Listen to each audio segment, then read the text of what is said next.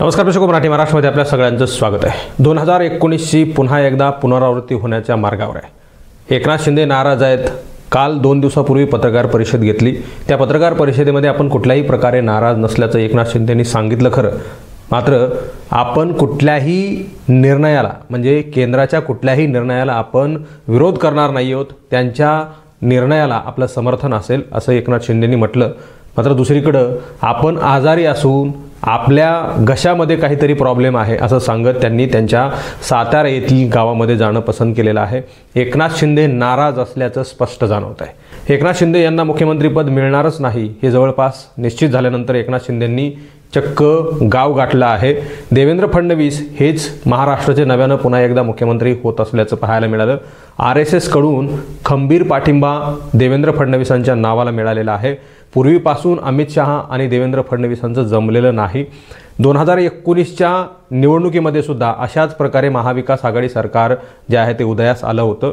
देवेंद्र फडणवीस यांच्या हेकेखोरपणामुळे उद्धव ठाकरेंना बाहेर पडावं लागलं होतं।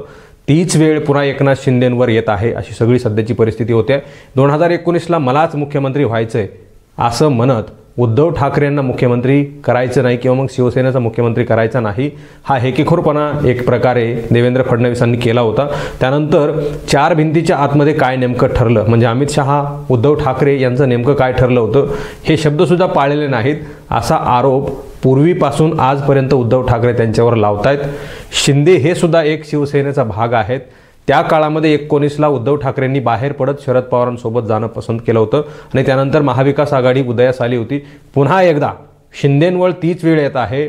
मागच्या काळामध्ये 2019च्या निवडणुकीमध्ये अशी सगळी परिस्थिती झाली होती। पुन्हा एकनाथ शिंदेंना सोबत घेतलं आणि 2.5 वर्षांसाठी पुन्हा त्यांना मुख्यमंत्री केलाय। पूर्वीपासून हाच प्रश्न उपस्थित केला जातोय, जर तुम्हाला शिवसेनेचाच मुख्यमंत्री करायचा होता किंवा मग देवेंद्र फडणवीसांच्या व्यतिरिक्त करायचा होता तर उद्धव ठाकरेंनाच का केलं नाही, तेव्हाच भारतीय जनता पार्टी किंवा मग महायुती का फुटू दिली असाही सवाल पूर्वीपासून उपस्थित केला जातोय। एकनाथ शिंदे सध्या बाहेर पडण्याच्या मार्गावर असल्यास सुद्धा बोललं जातंय ते नाराज आहेत। त्याचं कारण सुद्धा मेजर आहे म्हणजे मोठं कारण आहे। एकीकडं त्यांना मुख्यमंत्री पदावरून खाली आणलं जाणार आहे, उपमुख्यमंत्री व्हा म्हणून सांगितलं जातंय किंवा मग त्यांच्याकडे आणखी एक पर्याय आहे ते म्हणजे केंद्रामध्ये जाऊन मंत्री व्हा असं सुद्धा सांगितलं गेलंय।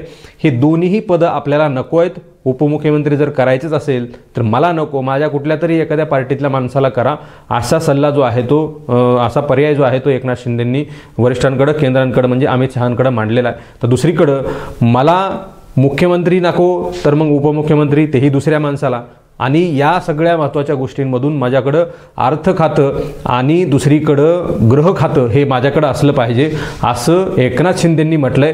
त्यामुळे पुन्हा एकदा पेच प्रसंग त्या ठिकाणी निर्माण झालेला आहे। खरं तर देवेंद्र फडणवीसांना आणि भारतीय जनता पार्टीला खास करून गृह खातं आणि मुख्यमंत्रीपद हे दोन्ही त्यांच्याकडे असणं आवश्यक आहे।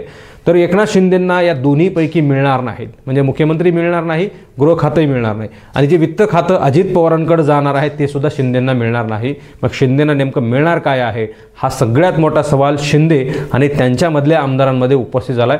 हा सगळ्यात मोठा पेच प्रसंग या ठिकाणी भारतीय जनता पार्टी समोर आहे। मी सांगितल्याप्रमाणे 48 तासांचा अवधी हा फक्त महाविकास आघाडीसाठी होता।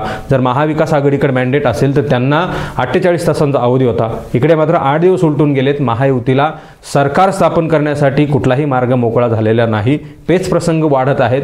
त्यामुळे पुन्हा एकदा महायुती अडचणीत येते का, महायुती फुटते का हे सुद्धा बोललं जातंय।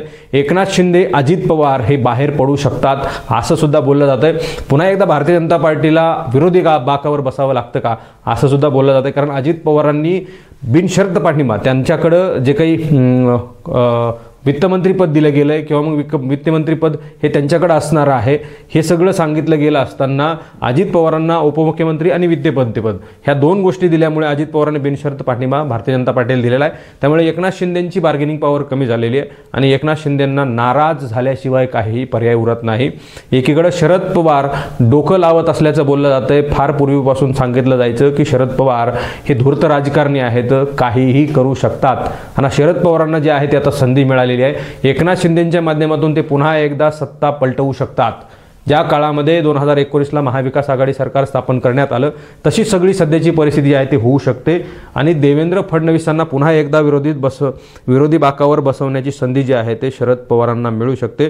सध्याची अशी परिस्थिती आहे. शिंदेंकडे 57 आमदार आहेत, अजित पवारांकडे 41 आहेत, तर महाविकास आघाडीकडे 46 आहेत. अशा मिळून जे आहे त्या त्यांचे महाविकास आघाडीच्या पुन्हा एकदा 150 जागा होतात आणि बहुमत मॅन्डेट ह्यांच्याकडे राहतं. मग हे असं जर झालं तर हे सरकार स्थापनेचा दावा करू शकतात.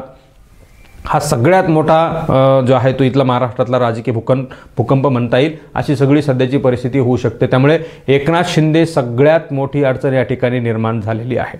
एकनाथ शिंदेंना खरं तर 19च्या निवडणुकीमध्ये लाडका भाऊ म्हणून त्यांना पुढं केलं गेलं. त्यांच्याच नेतृत्वाखाली सरकार स्थापन केलं आणि त्यांच्याच नेतृत्वाखाली ह्या सगळ्या योजना आणल्या आणि म्हणून महायुतीला मॅन्डेट मिळालेल्या असं संजय शिरसाट यांनी म्हणून दाखवलेलं आहे. संजय शिरसाट यांनी बोलत असताना स्पष्टपणे आणि फार मोठं विधान केलेलं ते म्हणजे एकनाथ शिंदे फार मोठा निर्णय घेणार आहेत, म्हणजे काहीही करू शकतात.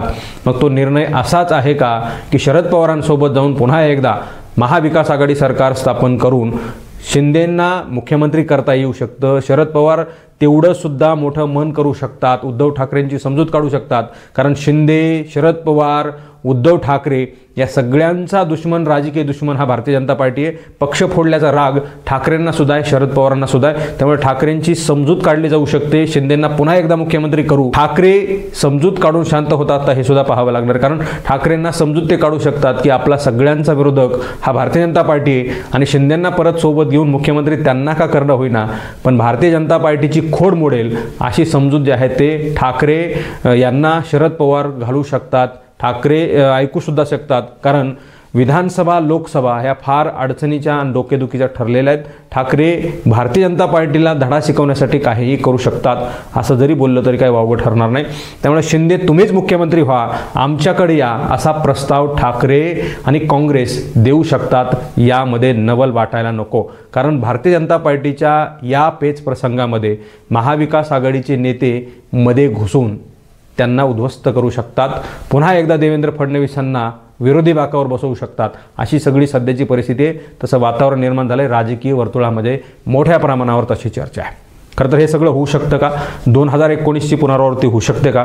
याबद्दल तुम्हाला काही वाटत असेल तर तुम्ही कॉमेंट बॉक्समध्ये प्रतिक्रिया द्या. हा व्हिडिओ जर तुम्हाला आवडला असेल तर जास्तीत जास्त शेअर करा. चॅनलवर तुम्ही नवीन असेल तर चॅनल सबस्क्राईब करा, बेल आयकॉन प्रेस करा. हा व्हिडिओ तुम्ही फेसबुकच्या प्लॅटफॉर्मवर पाहत असाल तर तिथंसुद्धा फेसबुकच्या पेजला लाईक करा, फॉलो करा, शेअर करा. धन्यवाद.